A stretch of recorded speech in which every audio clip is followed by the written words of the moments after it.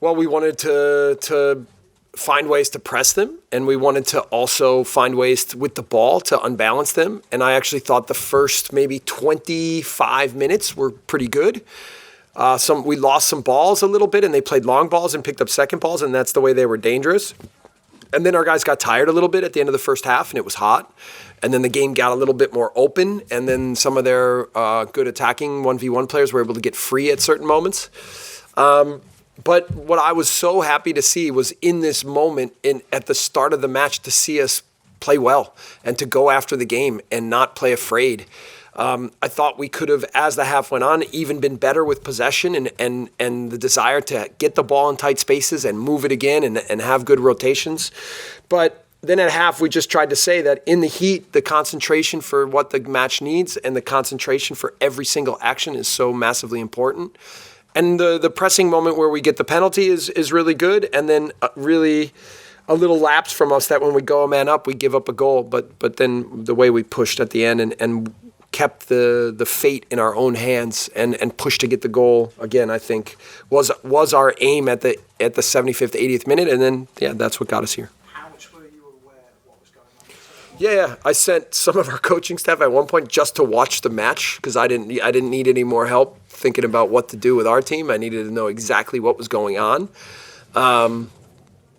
And then we tried to communicate that, but we tried to get the word out, especially when we were up 2, that we want to win the game. We want to end it and make sure that Burnley can't have a last-ditch effort, in German we call it the lucky punch, to find a way to seal our fate. Jesse, you knew it'd be tough when you came here. Honestly, did you believe all the way through that it was going to end like this? I believed that we were going to do this.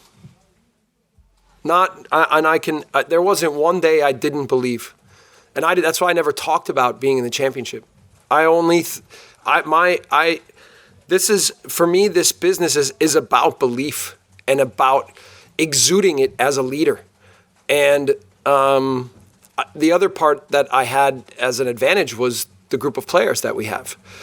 I believed in them.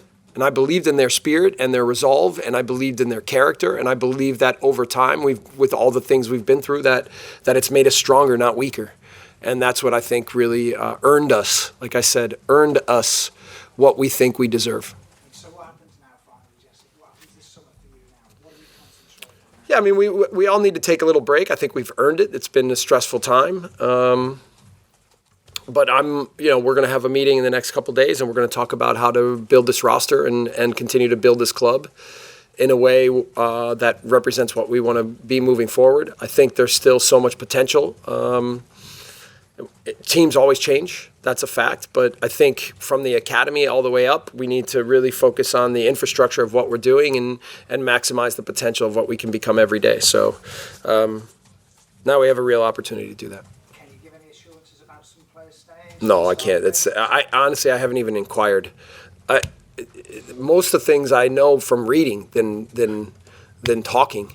Like take Rafa, for example. All I've talked about is him and how to play the best role within our team and commit to the group, and what a big play he makes in a massive moment for our team. So.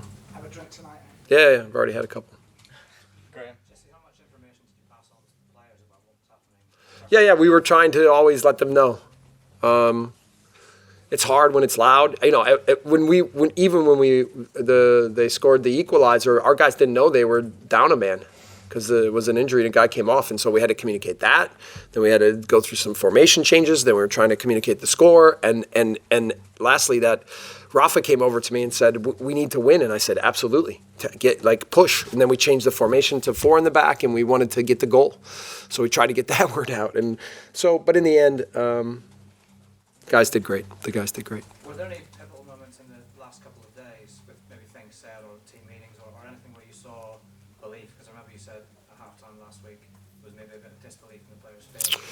Well, that's what I talked about, that we couldn't have. It's been 11 games, and we couldn't have another game where we had a slow start, where we weren't playing at our best from the beginning, and where at halftime I had to reorganize tactically exactly what we wanted, and then reorganize the mentality of the group and look around and see a bunch of faces with doubt. And to be fair, we didn't have any of that today. We weren't perfect, and we could have played better in certain moments, but the resolve of the group was really, really good. Aaron?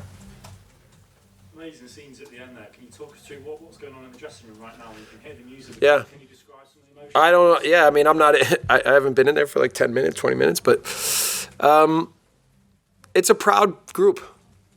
I think everyone knows that the community deserves this, and the community puts pressure on them to achieve, to make them proud. It's a good pressure, right? But it's there, and they want to do that for each other, but I think even more so for the club.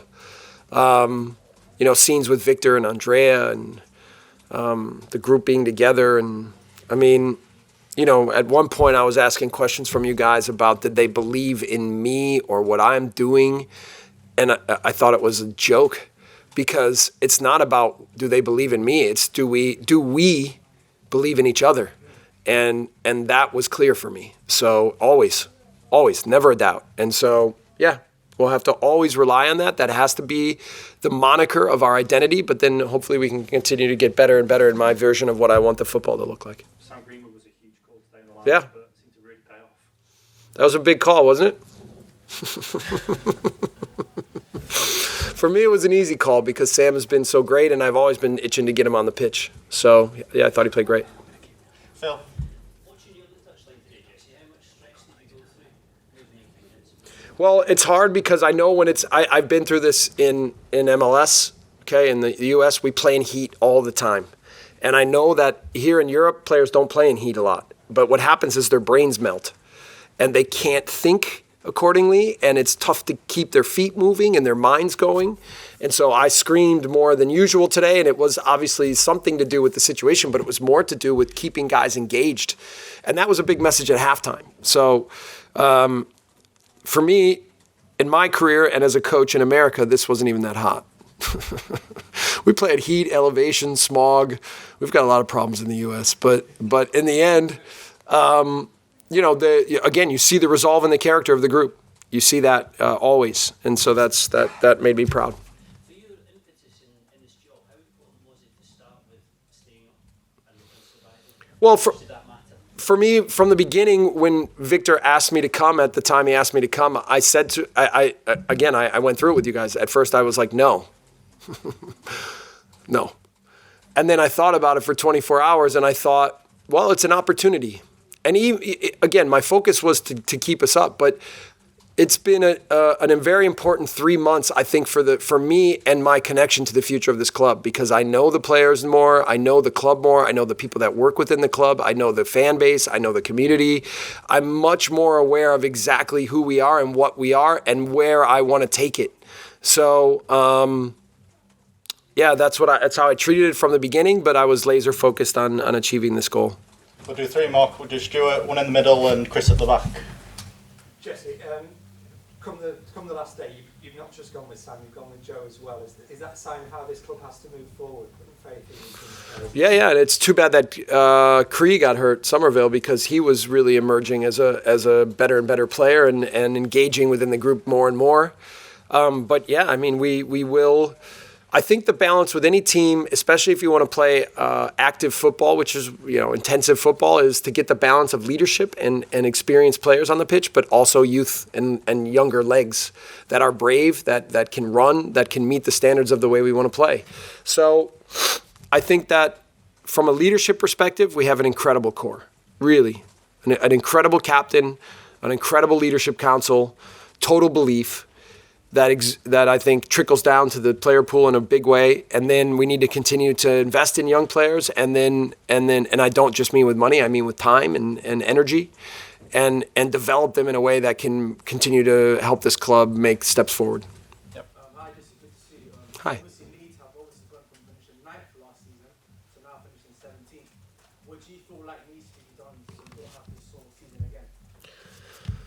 Well, again, it's almost been a Band-Aid project than it has been a project about style of play and identity and developing an academy. And so there's so much to do. I think we've really started the process in a good way, and we've invested in each other and in what we have from a resource and player and person and people perspective. But I think we're just scratching the surface of the potential of what we want to become. So there's a lot to do. I mean, it's almost everything. But I'm so thankful to work with the people that I work with every day. And I knew that regardless of the outcome of today, that we have a big future because of the people that are involved. That's from a player perspective, worker perspective, support staff, everything. So, Last question from Chris at the back, please. Hi, Jesse. Hi. We've just been outside with the fans. As you can imagine, they're a fairly happy bunch. What was that moment like for you going over to the supporters at the end of the game? yeah, I mean, it was great for us I always love the energy. And here at Leeds, I think I've never felt energy like the supporters bring here. I don't want them to chant my name. I don't want them to chant my name. I don't need to. I want them to chant who we are. This is not about any one person, and certainly not about me. This is about our club and who we want to become and the unity that we have as a group. Don't worry about me. If you want to criticize me, that's the coach of the job. Do it. I don't care. What's most important is that we are Leeds United, and the united part of our name is who we are at all moments, at all times, and that will always be the case. Okay, thank you very much, guys.